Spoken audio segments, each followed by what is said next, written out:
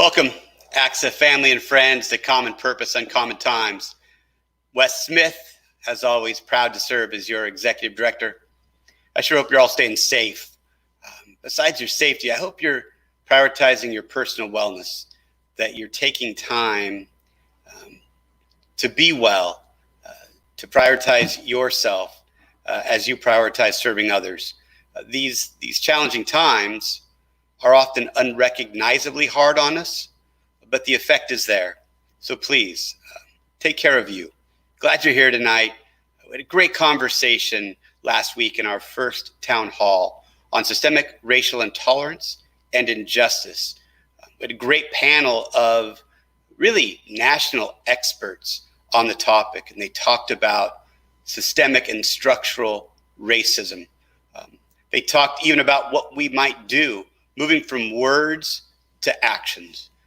And it was at that time that our president, Dr. Linda Kaminsky, decided that she wanted to convene a task force in the state, a multi-agency task force, including the voices of students, parents, and other stakeholders, to move from words to action, to once and for all remove these racist structures and systems in public education, so that our students, in particular those students who have been underserved and underrepresented historically and have really been held back by the system, that they're able to realize their goals and their dreams. And so the very next day, we had our very first meeting for the task force, co-sponsored by the California School Boards Association, and had a great conversation about specificity and diving in and calling out and deconstructing race and racism. And while we are not experts in law enforcement, there are issues related to school discipline that end up in suspension, expulsions, that then fast track some of our students into the prison system. We hear often about the school to prison pipeline. We also know that we have school resource officers. Some school districts have police departments. And so there is a place for us to look at policies, practices, and educational opportunities that we can provide as associations. And so we're moving forward with this task force. We're excited about being action-oriented, asking ourselves what legislation, again, what policies need to be drafted and adopted and implemented fully for us to get to that place that we just spoke about. So we're excited about that. We're going to continue that work. It's also exciting that the Education Coalition is having a meeting to talk about what the Education Coalition might do. But we in CSBA are not going to wait. We're going to continue our work in a parallel track. And if there are things we can do together, all the better. The more hands we have to make this lighter work light enough to make a difference, that's the number of hands we're going to bring into the circle. We've got to do this work. We've got to quit talking about it. As Nicole taught me, it's time to stop talking about the work. Let's be about the work. In any event, you are in luck tonight. Last week, you had to suffer through a B-rate moderator, but tonight, you've got an A-rate moderator. Adonai Mack, our Senior Director of Equity and Diversity, is going to host the panel tonight and moderate. And it's a distinguished panel, kind of coming from the macro to more micro level. We're moving from national experts and state experts to association leaders who are experts in their own rights, but who also lead associations. So we're going to find out tonight what's on their minds, what they're working on, and the actions they and we can take together to once again address these structural and systemic racist practices in public education. So Adonai, my great pleasure to welcome you to the moderator mic. I'm excited to step back and watch you work. And as I've said before, man, just proud to have you on the team and to serve and work with you, my friend. Thank you. Wes, I really appreciate you. And I appreciate you giving me the opportunity to sort of take over your influencer page and allow us to have this conversation.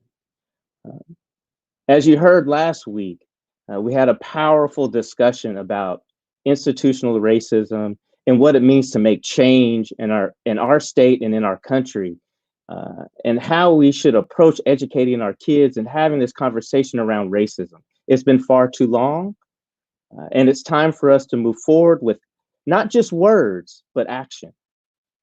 And today we have a wonderful panel with us that are the folks that are in the trenches and doing some of the work.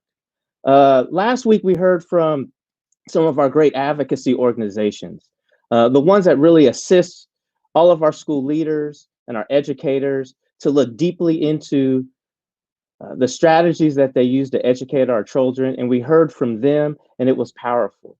And today we want to hear from all of our leaders who are helping with our associations and are actually out there educating the children and our students. And we want to engage them in a conversation about what it means to discuss racism on our campuses, what we're looking forward to in this fall when our children come back, and how we can have these discussions and push the changes that we all have known are needed in our system. And so with that, I'd like to introduce our panel. First, we have Darryl Camp, the president of the California Association of African American Superintendents.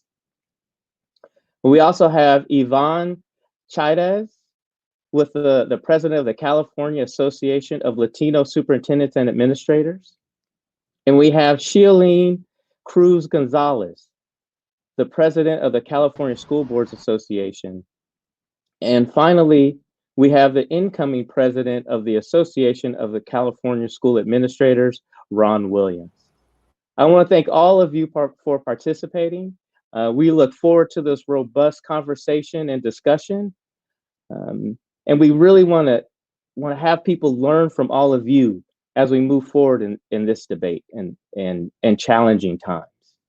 And so with that, I'd like to ask this initial question. And we'll start with you, Darrell. What are your thoughts about the uprisings across the country and what this impact has on our students and communities? Can you talk a little bit about that with us this evening? Sure, Adonai, appreciate the question. I don't appreciate the circumstances that led to the question. So like many of you, I was deeply disturbed with the killings of unarmed Black people throughout different cities in the United States. And whenever it happens, I'm hurt. You know, I can't help but to think about my two sons when it happens. It makes me think, you know, every time my oldest son leaves and gets in a car, will he make it back? And I think about what he's going to experience. And then also hearing the pain in his voice as he described what it was like seeing two of his classmates, or actually one of his classmates at Morehouse and one of another student from Spelman. They got pulled out of their car in Atlanta. It hurts every time. And, you know, it's the reason I do the work. It's what drives me every day. I'm fully committed every day I come to work to change this, because I don't want my kids or my grandkids to live in this world that exists like this. So I was deeply disturbed and shed a few tears a couple weeks ago, but really it happens a lot. I truthfully shed a tear when I see across the nation 1 out of 2 African Americans, men particularly, graduating high school. You know, that hurts me. You know, if I put in context of my son, which one, right? Out of my 2 kids. So I go from the police brutality, then I quickly go to my own local circumstance. In reality, we could have this conversation with any sector in our society. There's systemic racism in housing, healthcare, business, athletics, and definitely education as well. So what I think about is what do we have to do to end it? In which ways are we co-conspirators in racism in our school system? You know, even though most educators don't have the authority or power to use lethal force, I would say though that we do have the power to kill the spirits of African American youth. And for the purpose of this conversation, especially being the superintendent of San Lorenzo, but also the president of Casa, I want to unapologetically talk about African American youth and just say that there are things that we do in our educational system that systematically kills the spirit of African American youth. And I'm going to end with just saying, having grown up in a school district in Northern California and going through schools, and then seeing my kids go through schools in California, and then having an experience at Morehouse College where it was actually an environment. Morehouse doesn't have everything right, but it's definitely an environment where there's a strategic approach to uplifting, renewing, restoring the spirits of African American men. That's so much different than what I experienced and my kids experience in the K through 12 educational system. That's why I do the work, though. I want to create a system that nurtures and values the spirits of all of our students, and particularly African American students. Thank you, Darrell. I really appreciate those comments. And I should add too, I didn't start with Darrell just because he's my Morehouse brother and that his sons go there. That wasn't why. But I really appreciate Darrell. Thank you very much. Yvonne, man, can I get your thoughts and what you think this impact is and how you see the uprising impacting our students and our communities? Agreeing a lot with what Darrell has to say. First is my thoughts is that we have a broken system. We have a system of systemic inequities in our schools. And I just want to say that on behalf of Casa, is that we hurt and we stand with our Black community. I also want to acknowledge, of course, the many other communities such as Asian, Indian, Middle Eastern, Latino, Latinx, LGBTQ communities who are also targeted by hate and violence. As many people probably do not know about Casa, but Casa is an organization that represents all people. We are an organization that for more than 20 years, Casa has passionately advocated for equity, inclusion, access, strength and diversity, and social justice. And we do this, what we call in Casa, with corazón, with heart. We acknowledge also that there's many, many inequities in our school systems and our society that we need to address, and not ignore it. We can no longer be silent. When those opportunities are presenting themselves, to take a deep look at our practices, what we say and post on social media. A recent conversation with one of my sons, I have 3 boys, teenagers, he was very disturbed with a tweet that one of his school administrators put over social media. And what presented itself is a conversation with a 14-year-old who's only been on this earth for 14 years and has already seen all of this chaos and racism and prejudice. And he's asking questions. He wants to be part of the solution. He wants to be part of the change. And so it's activating his own social justice. And it's exciting to see that he's being proactive and really wanting to do something. But we definitely have a lot of work to do in our systems. Thank you, Yvonne. I really appreciate that. Great words, great thoughts. Xilonin, can you give me your thoughts? I'd really like to hear what your perspective is on the uprisings and what's been going on across our country.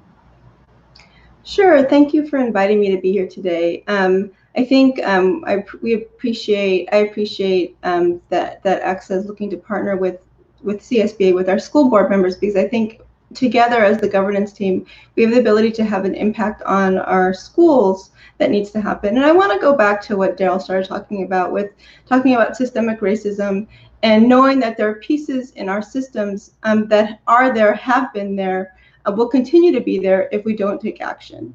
And so I think about cyclical action. I think about, I was too young, but I was not alive during the Watts riots, but I think about what happened there. And then I think about when I was in high school, when we had the uprisings in the 1990s. I was in LA County, and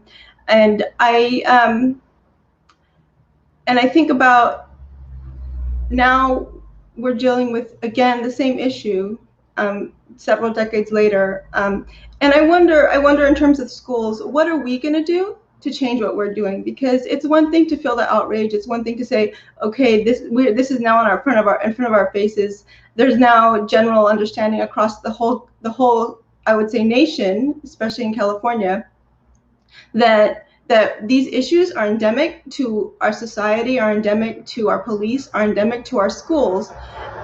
And the question is, what are we going to do differently? What are we going to do differently? And part of me is cynical and thinks, well, we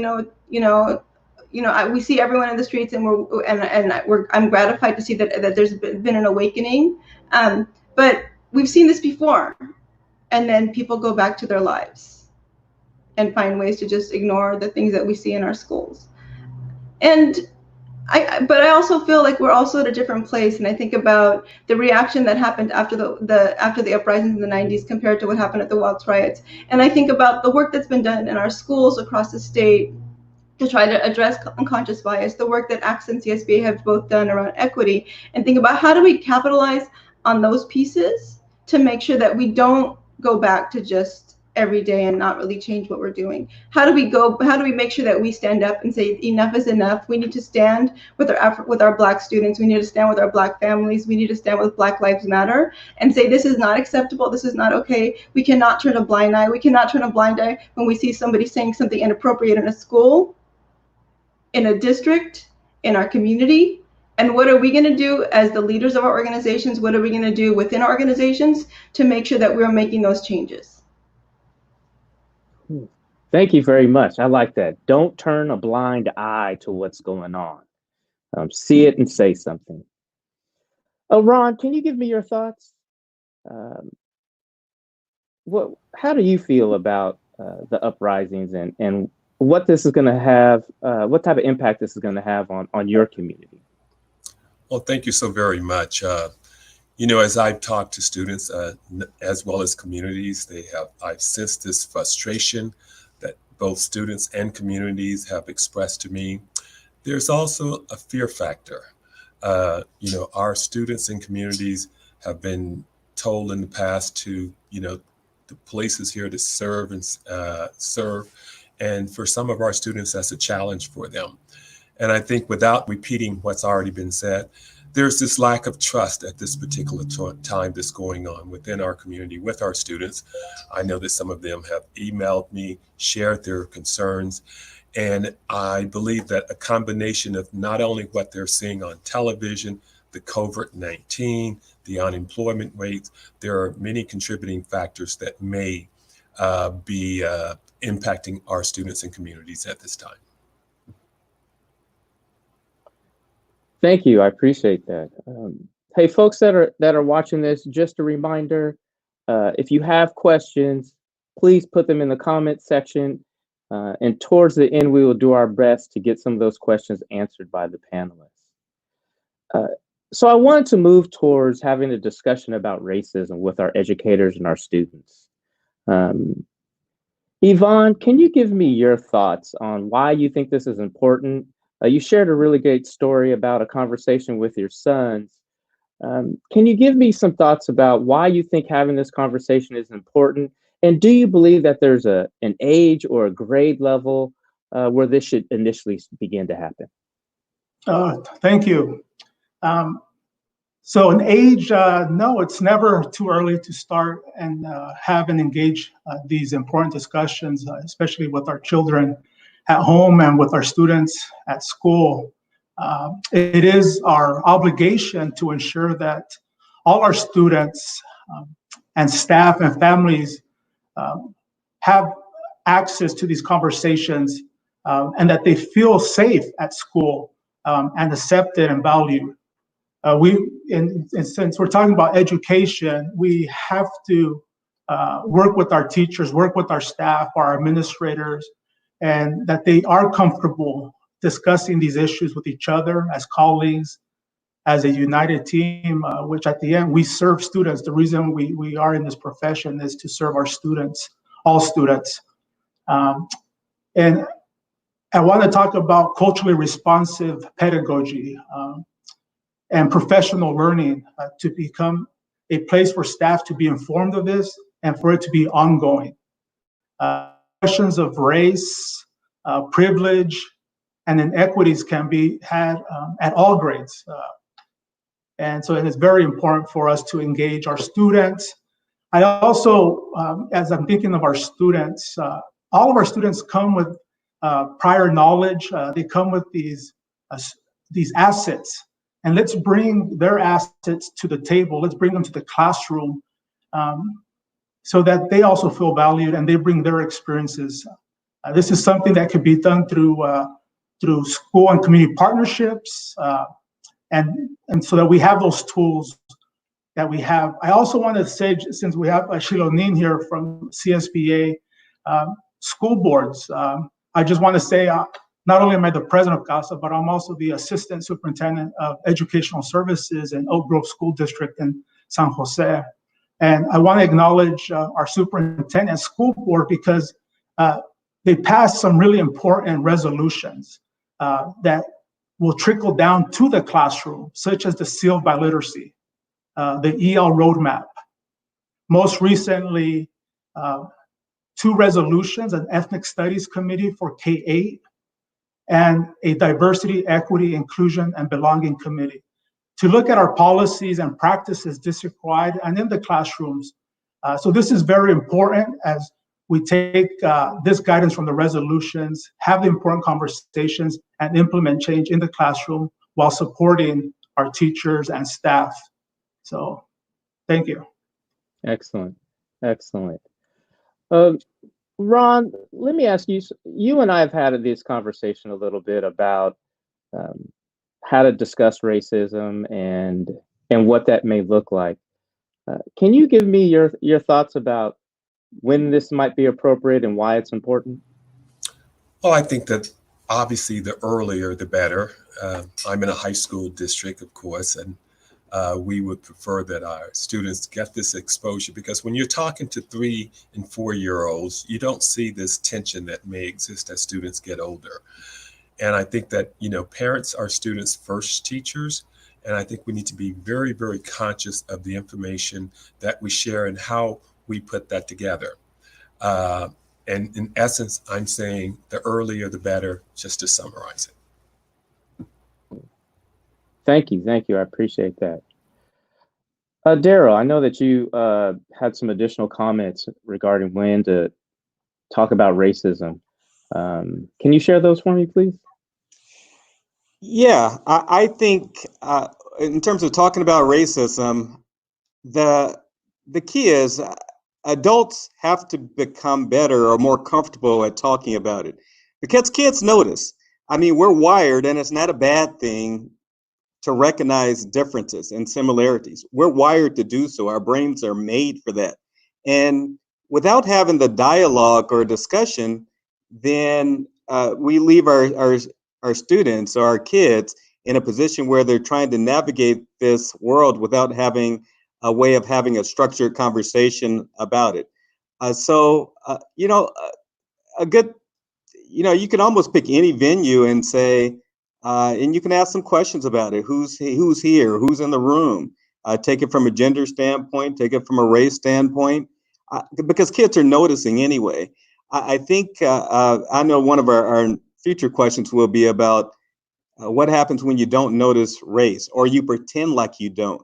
It actually has a negative effect.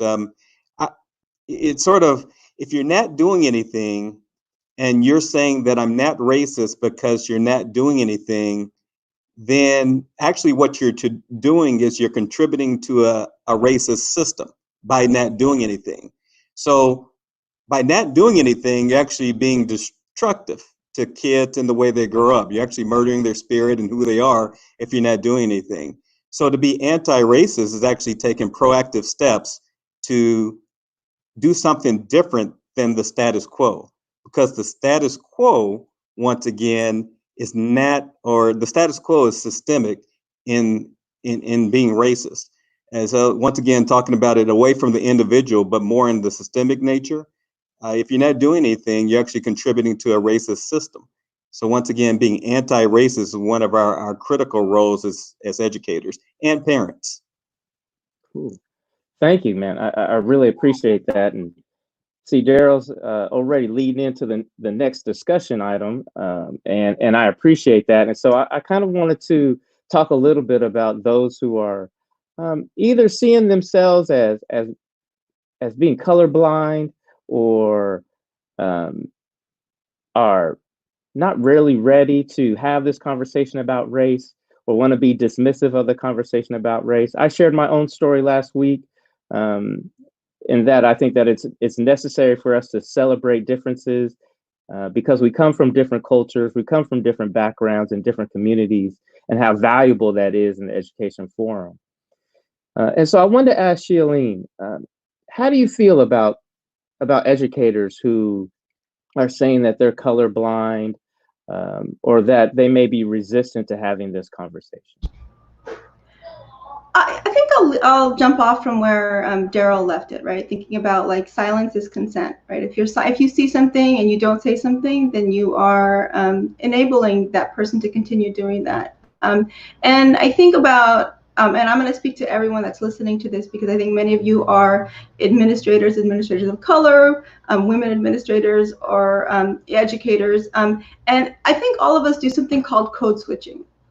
And that really is about us having a different vernacular for how we talk about things when we're in a school system, when we're in a professional setting, to be able to make sure that we're getting along and going along, and potentially helping our careers along, right? And I mean, I'm going to call out those of you that are superintendents or assistant supes, right? You didn't get to your position by not having to bite your tongue, I don't know how many times, right? I mean, we're all guilty of it. I do it. I've done it as well myself. I do it myself, right? And to Darrell's point, I think we do everyone a disservice when we do that.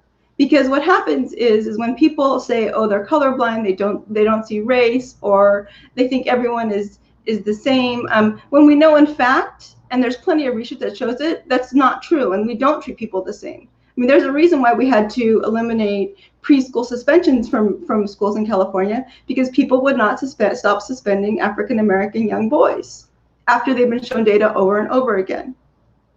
So I think it's really critical, getting back to this action piece, that we, as those who know sometimes maybe we're biting our tongue or maybe not speaking out, that's really not acceptable. And if we want to change our systems, we have to be able to be the ones that lead. We have to be the ones comfortable to speak about race. We have to be the ones comfortable addressing these issues, whether it's from the dais of a school board, whether it's as a leader in your school district, as an administrator, because when you don't speak up, when you don't feel comfortable, how can you expect that teacher who has never really talked about race, never really, very uncomfortable about it, doesn't want to speak about it, how can you expect them to be able to open up and talk about these issues? So I think that's one piece that's really important. I think it's also very important that we think about how are we creating the spaces so that people do feel comfortable to talk about race and ethnicity, do feel comfortable to talk about what we see happening in our schools, so that we can move forward and address those. I think this is not an easy thing to do, and I think, again, I turn to all of you listening. You've probably done this. You've probably had to do this in your own work, right? It's very uncomfortable, especially when you feel like you're going on a limb, and you may be worried that it's going to come back and bite you in the behind. And I say that, I just want to be really, I'm putting everything on the table, because I think we're at a point where we cannot do that. We cannot bite our tongues. We cannot take that calculation and think about, well, should I say this or should I not? Because like Darrell said, you are enabling this racial structures, this racism in our system to continue. So I think I'll leave it with that. Cool. Thank you, man. Your words are so inspirational and so powerful. I really appreciate your comments. Thank you. I want to kind of shift gears a little bit. We've talked about what's going on with the system, and some thoughts about what's going on around the country. I want to make a slight shift to strategies and opportunities that we have right now. And Ron, I wanted to ask you this. What strategies do you believe school leaders should be using to interrupt these racial inequalities in the system? How should they approach this? Obviously, I believe that there are some schools and districts that's doing very, very well. The tension is not near as high. As mentioned earlier, suspensions are not high. And I'm a true believer that success leaves clues. And I think that if we were to visit those schools to see what strategies that they're utilizing that's getting a different set of results, because I'm a true believer that every organization is perfectly designed for the results that it gets. And if the results are not what you want, I think you need to change the strategies. Cool, thank you. Yvonne, can you give me your perspective on what school leaders should be doing to interrupt these racial inequalities? All right, well, thank you. Earlier, I mentioned a couple of strategies in order to disrupt the system. Really, it goes back to the classroom. What are we doing in the classroom? How are we preparing our teachers, our administrators through this culturally responsive pedagogy? That is very important. It's also important that we implement programs that we see that have results. For example, I'm not promoting or anything, but we use SEAL, the Sobrato Early Academic Language Program, grades K4. And in that program, there's modules that are aligned to culturally responsive that bring in the students' cultures. So we need to make sure that as leaders that we are implementing the right programs that give results, but that are also culturally responsive to our students. If we're talking strategies, another one is project-based learning. Project-based learning brings in the students' prior knowledge, their experience, brings in their assets. So the question is, as leaders, what are the programs that we are implementing that one is good for all students, that is aligned to our values, to align to our mission. So that is very important because there's a lot of things that we do and we need to monitor and evaluate what we're doing and if it's working. And partnering with the right people. It's always very important because we cannot do this work alone. We're a village and we have to partner with the right people in order to help us because we all need help. So those are some of the strategies. Thank you. I appreciate it, Yvonne. Darrell, I know you wanted to add something to this. Would you mind sharing your thoughts? Sure. I got a lot to say. I realize that, and maybe because I feel like I've been living this for a while. But one of the, I mentioned the Morehouse before because I do think that there is something to be learned. I just remember as a high school student finishing up high school and that really being connected, doing okay just to get by, and then being on that campus and being in an environment that the education wasn't completely centered around me, an African-American male, but it was clearly designed for me, right? In other words, I got to process information and content through a lens that was reflective of my background and the experience of some of my classmates. I'm willing to say that if you're colorblind in our educational system, then you're not doing the work. Just picture if I'm a teacher, if I'm taking the colorblind philosophy, and yet in CSTP number 1, which is engaging and supporting all students in learning, which says that you're supposed to connect learning to students' prior knowledge, background, and life experience and interests, then if you're not doing that and you're not planning CSTP number 4, if you're not planning with that in mind, the student's background, ethnic and racial background in mind, then essentially it's educational malpractice. In terms of a system standpoint, our systems really got to work to be totally aligned, though, because if you have, let's say, a principal, I saw Roxana's question, if you have a principal that is trying to do anti-racist work and they're not aligned with the central office, administration, and the board, then the principal will be gone. Understand that there will be pushback, and then the principal will be gone. So the board has a huge role in setting the tone for the organization. And not saying that you're trying to create a totally disruptive, you're trying to create I guess you are trying to create a disruptive environment in such a way that the people in the organization can see what you're trying to accomplish because it's for the good of kids. So board policy is critical. Every board should ask themselves, do I have an equity policy? Do we have a stance as a board? That sets the tone for the administrator. And by the way, if a board does get really deep in the equity work, they might get pushback from the community. And that's why, as a total systems and alignment, there needs to be community conversations about what you're doing, what the conversation is, and why you're trying to do it. So once again, alignment is critical as you really take on this issue, because when the pushback comes, then you could pick the person or the messenger. That's a tried and true strategy, right? Get rid of the messenger and then the problem goes away.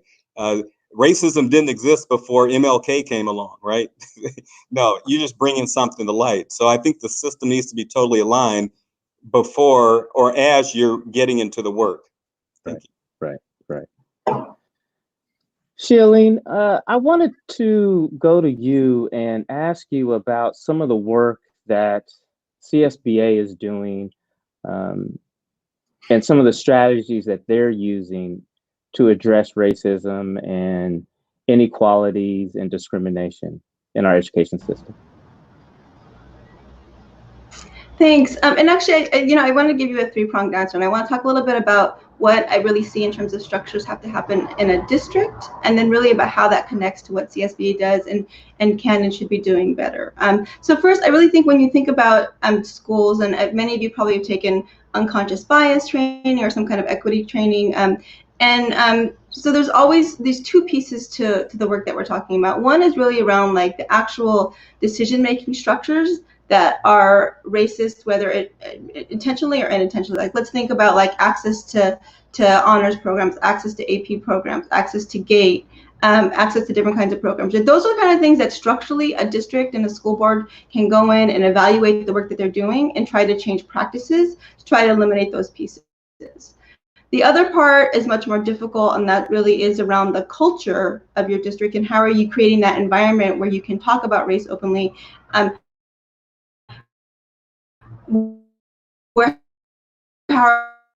are you changing the way you teach and what you teach, right, to a specific book that we have to teach in 9th grade or in elementary school. It's great to hear that Yvonne's district is thinking about ethnic studies K-8, because why aren't we talking about having curriculum that connects to our students, that reflects them? Did you lose me? Doing good. Hello? Yeah, Am I there? We got you. Yeah. Okay.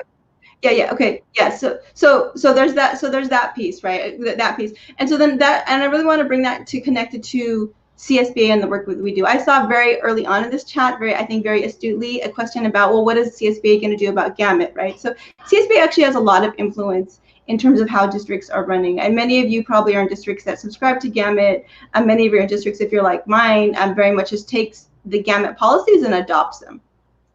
So we as CSBA have begun at the board level to do unconscious bias training to really think about like what impact do we as a board have, and that I think is now having our organization think more deeply in terms of our staff, right, and what the work that they do and how it may or may not have these biases embedded in the work that we do.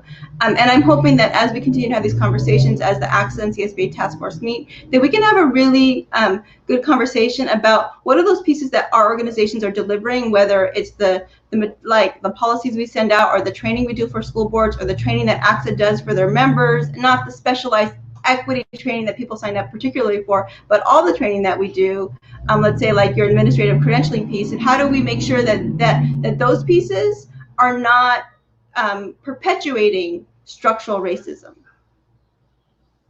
Cool. Excellent. I really appreciate that. I love those strategies and some of the great work that CSBA is doing.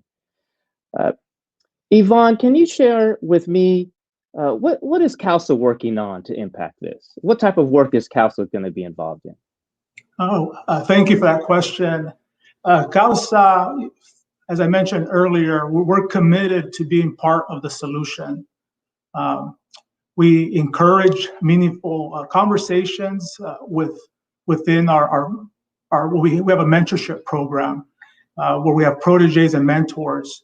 And all of us serve our students, our families, our staff. And one thing that we emphasize in our mentorship program is that our work is critical. We have many signature programs, but let me just talk a little bit more about the mentorship program. Is really preparing our leaders for the next step in their career. Education is very different from the 80s, the 90s. It's changing all the time. And we learn together. And we really want to focus on disrupting the inequities of our system when we get together and we plan out these workshops with all of our proteges and mentors. Just a little bit of background. This weekend, we just interviewed our 17th cohort of proteges and mentors for our program. They will begin this summer. And that's a program that really, again, is transformational. Another strategy or program that we have that Casa is very proud of is our Women's Leadership Network. They are currently, for example, looking at doing a book study with the authors. The book is Leading While Female, focused on gender equity. And this is a collaboration with ACSA and it's also with Casa. And really having those meaningful, deep conversations that will disrupt our system and have those important conversations of gender equity. Partnerships are very important. Like I mentioned earlier, we cannot do this alone. And we partner with anybody that wants to partner with us, such as Casa, who's here, and ACSA. Most recently, we're partnering with CLSBA, with PAM and Q, CABE, can't forget CABE, and ALAS, our national organization as well. A couple of future projects that we have is looking into doing some work with Orinda. It's Orinda Ed. It's to provide professional learning to our members and to take a deep look at shattering inequities. Our conversations matter. This is very clear to all of our members. Our actions matter. And just want to leave saying that we stand very firm with all of our brothers and sisters to dismantle systemic racism. One thing that you'll know with Casa is we have a saying that somos familia, we are family. And when you go to a Casa event, you will leave feeling like you're a cousin, an aunt, an uncle. So again, we look forward to sharing more of our work. So thank you for asking that question. I love that. Family. That's how we're going to get this work done, by moving together and collaborating. I appreciate that, Yvonne. Hey, Darrell, can you give me an idea about what Casa's working on, please? Sí, estamos familia con mis hermanos también en la organización de Casa también. So, es la verdad, somos familia en los eventos de Casa. So, we are family at the Casa events. I've been to them. Yeah, I kind of think of it from a standpoint. Casa has many partners, but just go back to Casa real quick. It amazes me. I think everybody should be at a Casa or a CLSBA event, California Association of Latino School Board Members. If you're a board member or superintendent, I just say it just makes sense. If you want to immerse yourself in a culture and leadership thinking, and 50+% of our students are Latinx, then you should be at these events if you can. I realize sometimes they're barriers, but if you're really committed about the work, yeah, you pick up books, you engage in those type of events. Casa has been active for a number of years in just promoting a lot of discussions and networking around issues that impact African-American youth and other students of color, which invariably it's about all students. So Casa has a professional development summit in March, and it's normally a 2 or 3 day event. What I really like about those events is bringing together the educators. We have a number of researchers that are writing about topics of interest, and they bring to you the latest research. They also bring in parents. Parents are frequently a part of the Casa experience. So if you're looking to build a parent network, which I said you need, because it really takes systems alignment, and the parents and students are part of that, I recommend a Casa event.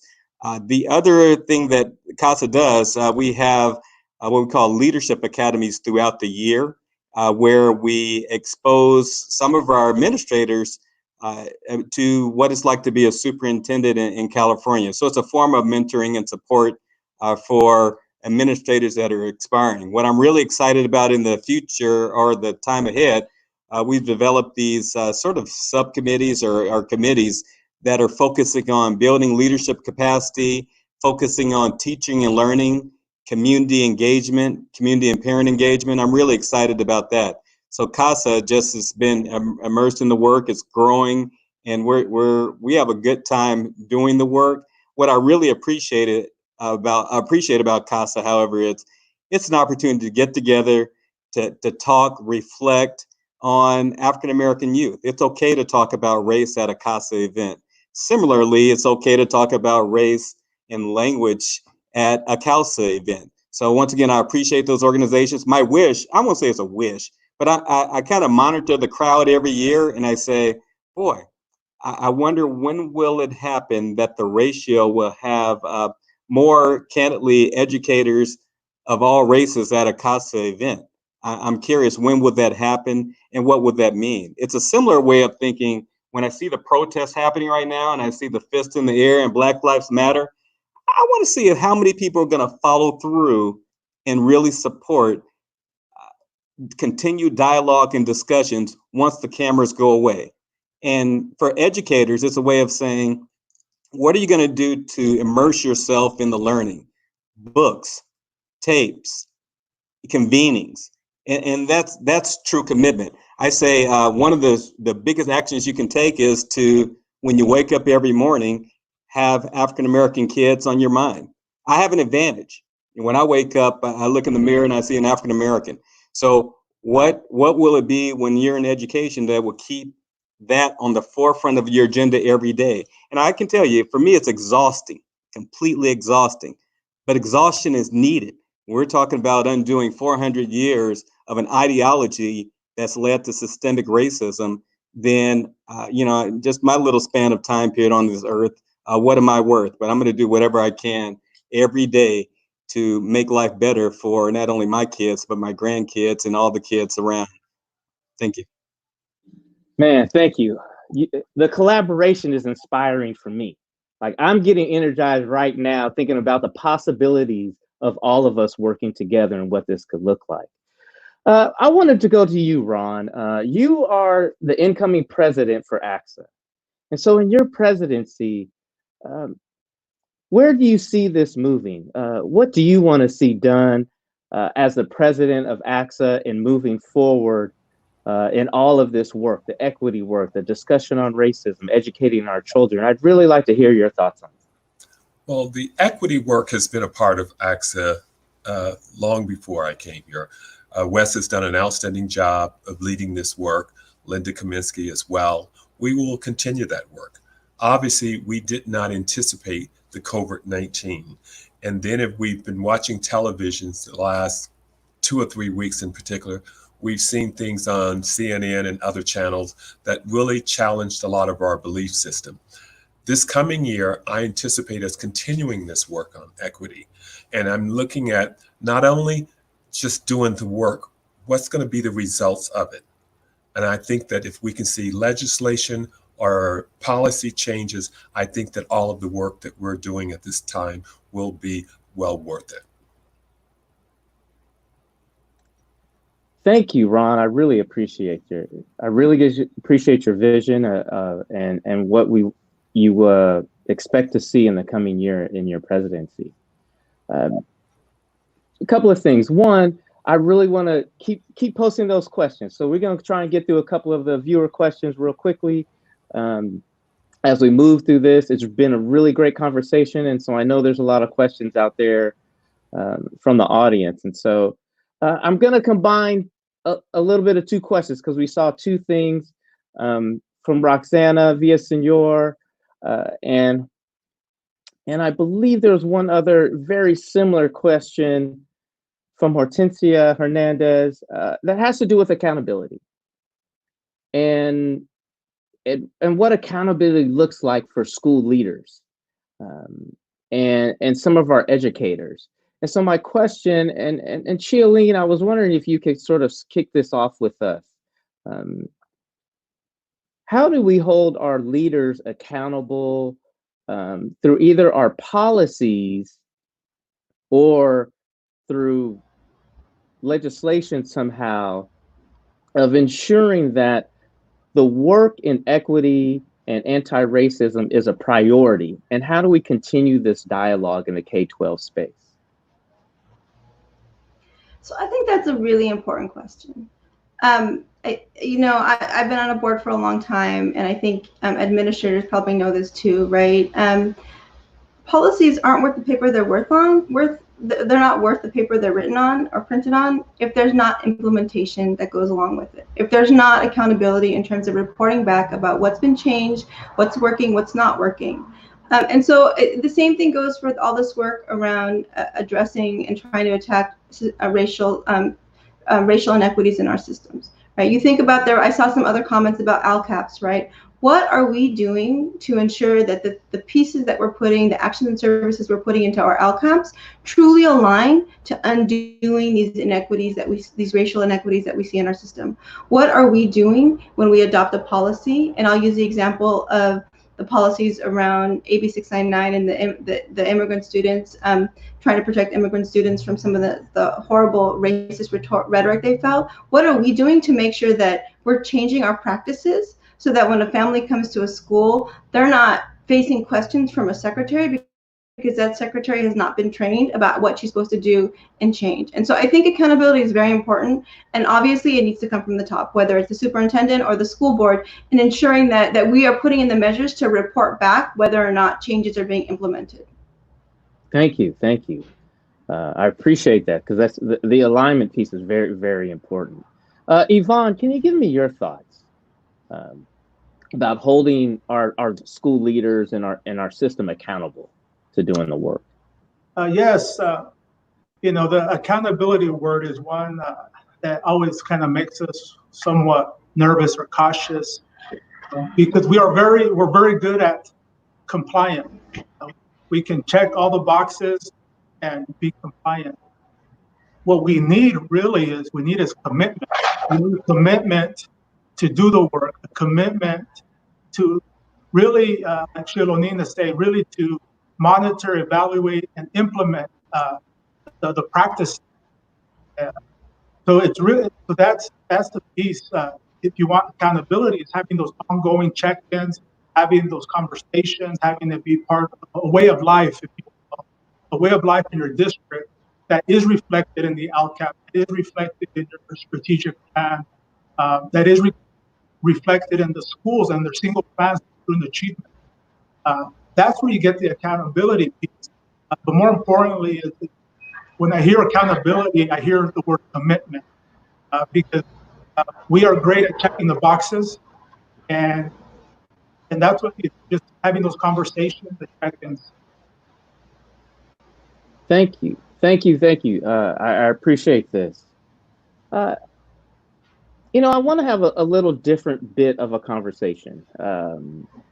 And Ron, I want to kind of ask you that when you're being an equity warrior and really pushing and challenging to do this work, how do you navigate keeping your seat at the table when folks might be resistant? Well, I think it's a very delicate process.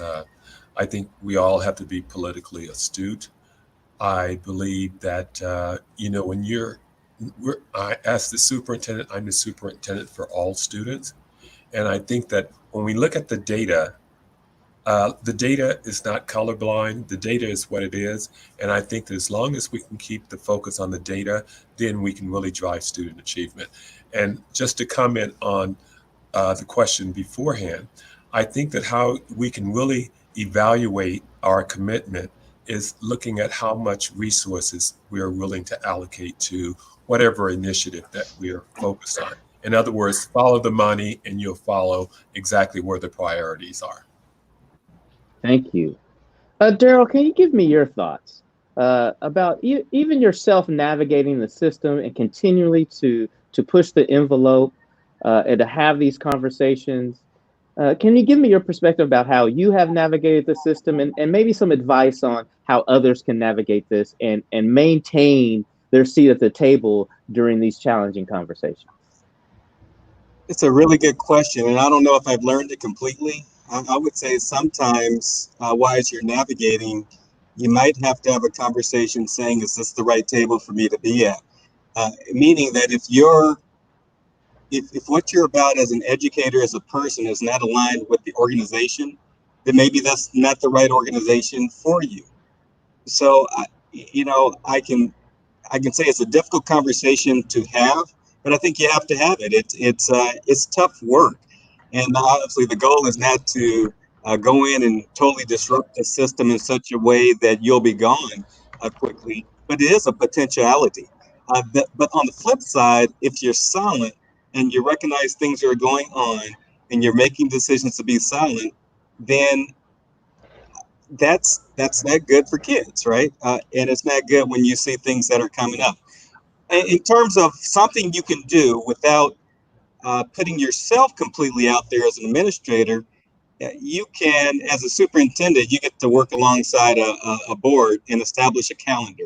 So with the board calendar, you can set a calendar that always keeps race on the table. So asking the board or asking staff to continuously present disaggregated data based on race. Because like you said, you're an administrator, like Ron mentioned, for all of our students. So one of the leverage points you have as a superintendent is to convene and ask questions. I would say site administrators have that same benefit, convene and ask questions. And those are some of the strategies you can utilize in order to keep student learning and race and other forms of inequities on the table without putting yourself completely on the front line. My last point there is it really works better if the whole system is in alignment. I think communities will elect school boards that want to see better for kids, that especially if there are tremendous inequities in the system. And once the school board takes action, adopts an equity policy, insists on equity conversations at various time periods throughout the year, it puts the administrator in a position now where you're more empowered. And then it puts the teachers that are entering the professions, and we know at least for African American, particularly men, we don't come into education. Why not? One might argue it was a place of trauma for us, right? So why would we go back there? But if you come back and you're interested in doing the work, and all of a sudden the culture of that school is not set up to embrace you, then you're going to leave the profession, right? If you're looking to make systemic changes, and that means challenging the status quo. That's the one reason. Everything needs to be in alignment if a system is truly going to change in such a way that's better for our kids. Hey, Xilonin, thank you, Darrell. I appreciate that. Great comments. I appreciate all your thoughtful approach to this. Xilonin, I wanted to ask you something a little bit about LCAP. We have a question from Melinda Hurley, and her question is, are LCAP funds being monitored, and is there accountability taking place? Who's overseeing the monitoring and keeping administrators accountable? So you see me smiling because the way our system has been set up is that, and our Governor Jerry Brown was very clear about this, that is a local responsibility, and that is your local community's responsibility. And so your school board is so critical, your community is critical, because the state is expecting that community to hold your district accountable for those funds being spent. I will just take a little further, and I would just say you should actually be looking at what are districts choosing to spend those LCAP funds on. If you see an LCAP that is check the box for all students and not checking for specific student groups, then you don't have a district that really is focusing on equity, right? They're still maintaining this one-size-fits-all approach. And so I would suggest you go back and look and make sure districts feel comfortable putting ethnic studies in there. Districts feel comfortable putting in, let's say, a program that could create a place that feels like the Morehouse that Darryl Camp talks about. But unfortunately, too often we don't see that across the state. Thank you. I appreciate that. Thank you for sharing that knowledge with everyone. I wanted to ask this sort of final question from our audience out here, and really get into a discussion about the student voice and what that means. And Ron, I wanted to go to you. Where is the student voice on this? Where does the student voice really matter and have impact in the conversation in our school system? Well, I quarterly have a student voice forum in which I meet with students. But I was just having a conversation a few days ago, and I was thinking to myself, possibly next week or the week afterwards, I'm looking at having a student voice forum virtually with as many students as we possibly can, or having them locally at the respective schools, because I think that voice is one voice that quite often is not heard, and I think it's such a very important voice. And I think that the more that we can engage our students in understanding what's going on around them, the better equipped they are to deal with it. Cool. Thank you very much. Yvonne, what are your thoughts on making sure that there's no silence from the student voice and ensuring that they're an equal partner in this? Our students need to feel safe. They need to feel valued, accepted. Our students want to engage, they want to participate. We are here to serve our students. Our students is the reason we all get a paycheck. It's because of our students. It is very valuable, very important. Most recently, our students gave us their input on distance learning. Our students are saying, that they're getting some support from more than others. They're feeling a little bit overwhelmed. So there's a little bit of that social emotional piece. There's just a lot out there, and our students oftentimes are telling us the truth. They're telling us what their needs are. And I'm going to go back to my son who was portraying his student voice and really showing his student voice through writing emails, letters. Our students have a voice also through social media now. So it's very important that we listen to them and not just have one way for them to be able to engage and have a dialogue with us. But let's look for every way possible to engage our students. And because that's, at the end, that's who we serve. Thank you. Thank you. Darrell, would you like to do you have some comments about how to engage students in this conversation? Yeah, I won't reiterate what everyone else said. I would just take it from a historical standpoint. Oftentimes major movements in this country and across the world happen as a result of students and student voice. And I think we do need a transformation in education. Much of that transformation will be nurtured and supported and provided fuel by students. I can see it happening. Some of our old systems won't work. I guarantee you, students will actually have their voice be heard. And so we better make sure we're incorporating that into what we're doing, because their voice will be heard. It's just a matter of time. Too much is happening with social media and all the other contexts. So I'm actually enthusiastic about the work. Cool. Excellent. Thank you. Thank you. Xilonin, I want to kind of start and end with you with some final comments. One, where do you believe the student voice is in all of this? And then two, can you provide us some final comments for the evening as we finish off our panel discussion? What are your final thoughts as well? Thank you. I think that the student voice is critical, and I think it should be centered in the work that we do. And I think that it's very important that we're talking about authentic student voice, right, and not maybe something that we feel like we're putting students in a space to give some feedback, but really having them at the table to make decisions and give input. Too often we think about them as an afterthought, or we go to adults first, and it's really important to center that work and make it authentic. And bring it back to the beginning that we talked about this has to be about action. It can't be about just talking. It can't be just about getting out and protesting in the streets.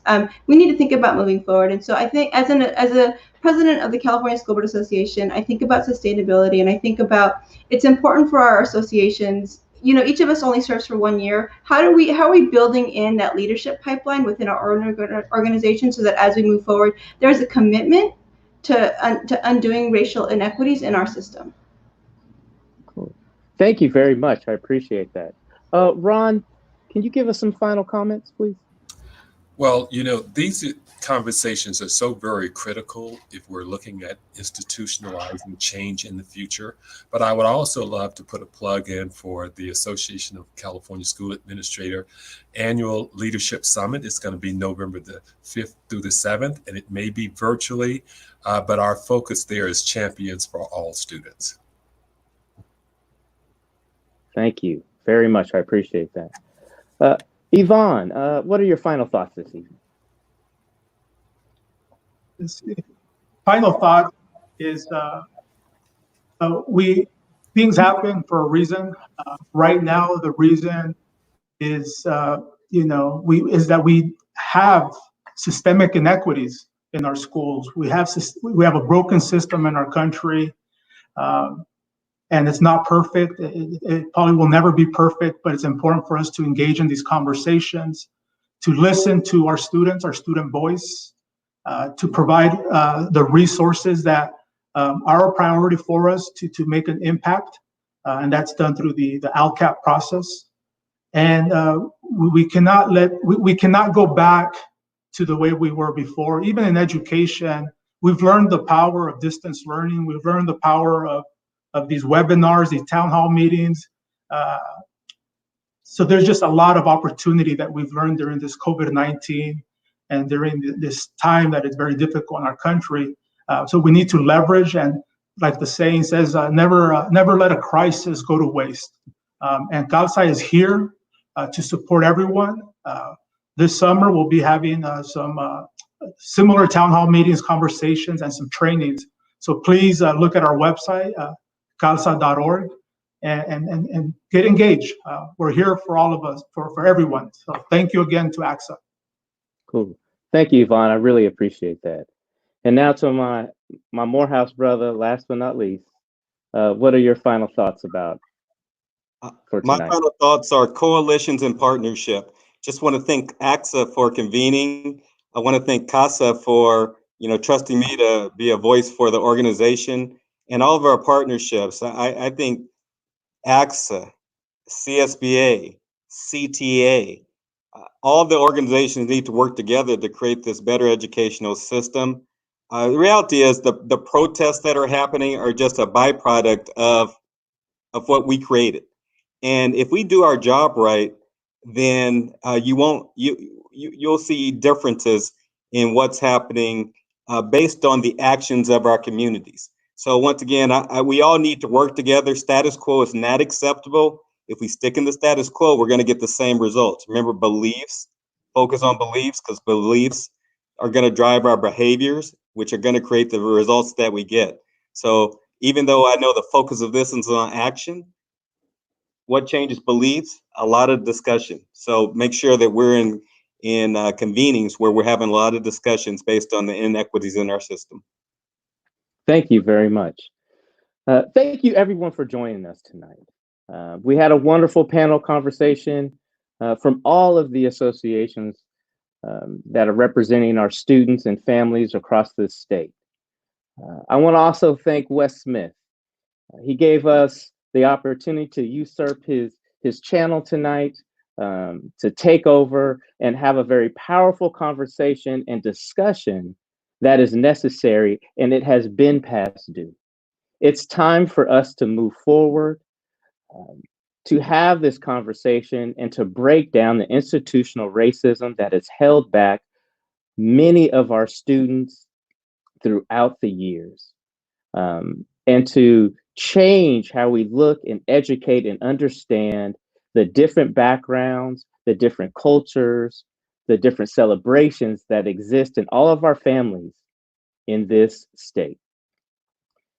Yes, these are certainly uncommon times, but we can all come together with a common purpose, and support our students. Again, thank you for joining us tonight. Wes will be here next week on Common Purpose, Uncommon Times. Thank you.